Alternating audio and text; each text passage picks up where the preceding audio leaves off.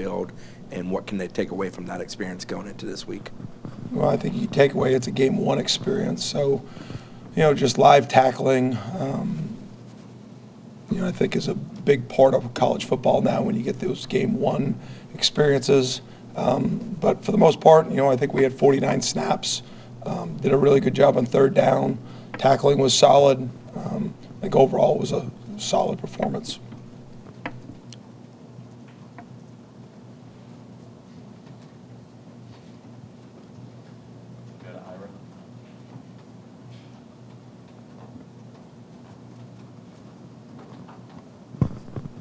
When you look at LSU's offense, I know there's a lot of change there, but there's also obviously a lot of talent at certain positions. How deep of a dive has the staff been doing, and how far does it go back in terms of trying to get a game plan ready so you guys aren't starting this week? Well, with a staff change, it always goes back to who's calling the plays, and then the personnel that they have. So that's twofold. Sometimes when that question is answered, it's the same thing. Returning coach, returning players, it makes it a little bit more clean as far as the breakdowns.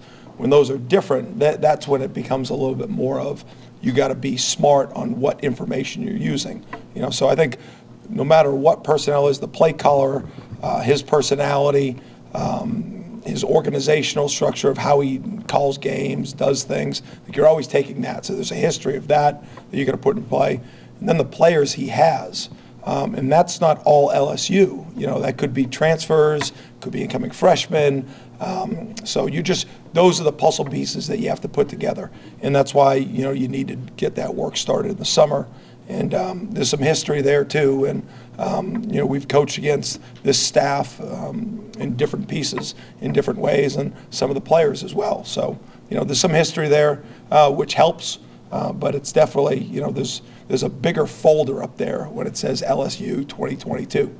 There's a bunch of subfolders that you got to kind of put together and say, and then as you get going through it, other things will come up and it'll say, hey, when he had this type of wideout, what years was it and what did it look like then? So those type of things always come up. Second row, what's on? I don't think they've named a starter yet that I've seen for a quarterback. So how do you guys prepare for both quarterbacks? Because they do have a little bit of different styles as well. You get ready for both quarterbacks. That's pretty much how you have to do it. Quarterbacks are quarterbacks. You're always studying the backups. You're studying the starters.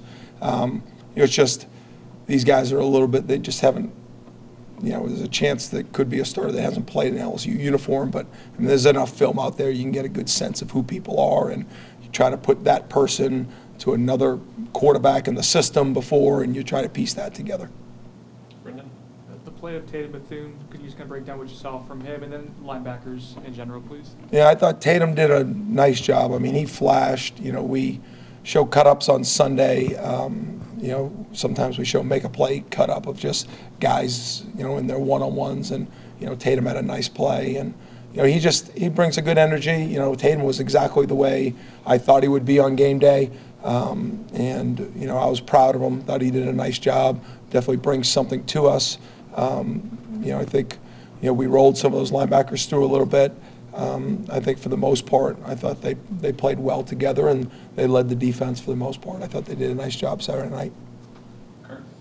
You talked about studying the play caller. I guess I know you coached against him twice in 2019, right? I guess what were your impressions of Denbrock then and what he might bring to LSU? Yeah, he's been super successful in every place he's been. There's a reason why Coach Kelly's one of the best in the business, and he, brought him with him to LSU. So, they were a challenge back then in 19 to prepare for. They had good players like they have good players at LSU too. And, everybody's got their own personality to play calling. Everybody's got their own stamp that they try to put on things, regardless of what players they have. And then some guys are more tailored to change. Some people aren't. And so, whether it's just situational, whether it's scheme, whether it's use of players, I think it's all part of the evaluation when you put a plan together. But Coach Denbrock's been super successful in a lot of different ways. He's been really balanced, and he's had success at a number of different places.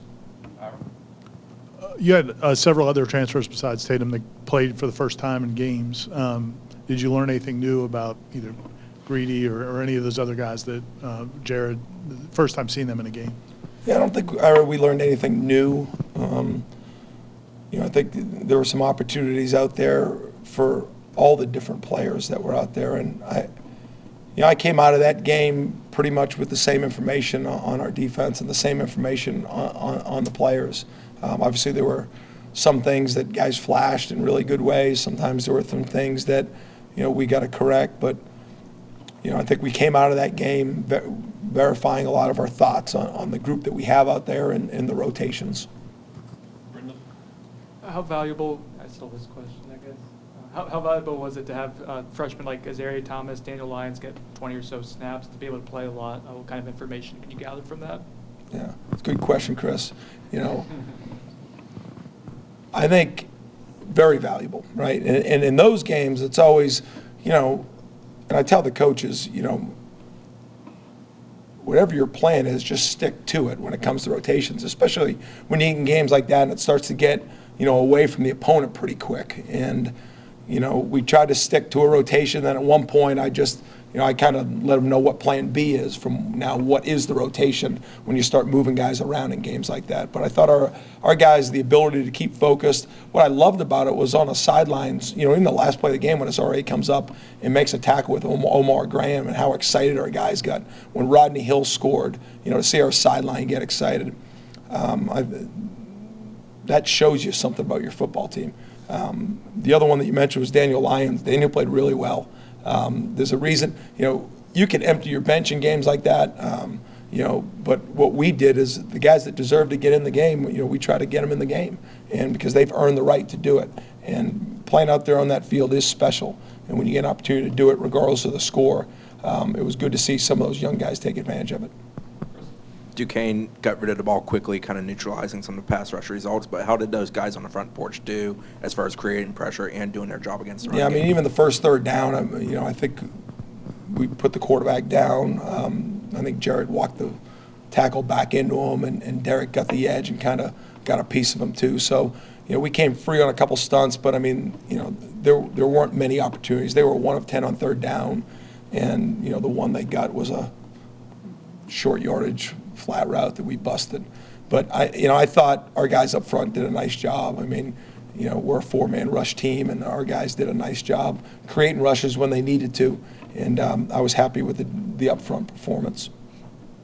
Go back to Ira.